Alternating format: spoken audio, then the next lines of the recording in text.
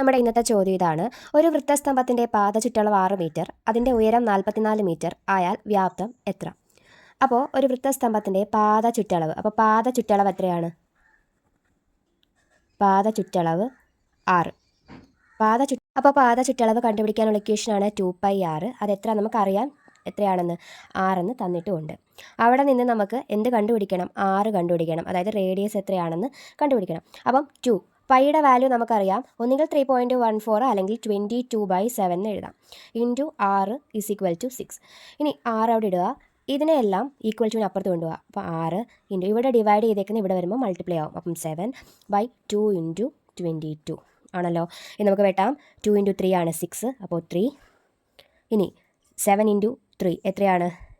21/22 എന്ന് കിട്ടി. അപ്പം റേഡിയസ് 21/22 മീറ്റർ എന്ന് കിട്ടി. നമുക്ക് എന്തോ കണ്ടുപിടിക്കേണ്ടത്? വ്യാപ്തം കണ്ടുപിടിക്കണം. അപ്പോൾ അല്ലേ, വ്യാപ്തം എങ്ങനെയാണ് കണ്ടുപിടിക്കുന്നത്?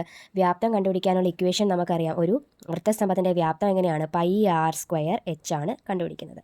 അപ്പോൾ പൈ എത്രയാണ്? 22/7 ഇൻറ്റു r², അതായത് 21/22 2 തവണ 21/22 ഇൻറ്റു 21/22 ഇൻറ്റു h ഓൾറെഡി നമുക്ക് ക്വസ്റ്റ്യനിൽ തന്നിട്ടുണ്ട്. ഉയരം എത്രയാണ്? 44 ഇൻറ്റു 44. ഓക്കെ ആണല്ലോ. ഇനി നമുക്കിതിനെ സിംപ്ലിഫൈ ചെയ്യാം. 7 × 3 ആണ് 21. ഇവിടെയും നമുക്ക് വെട്ടാലോ.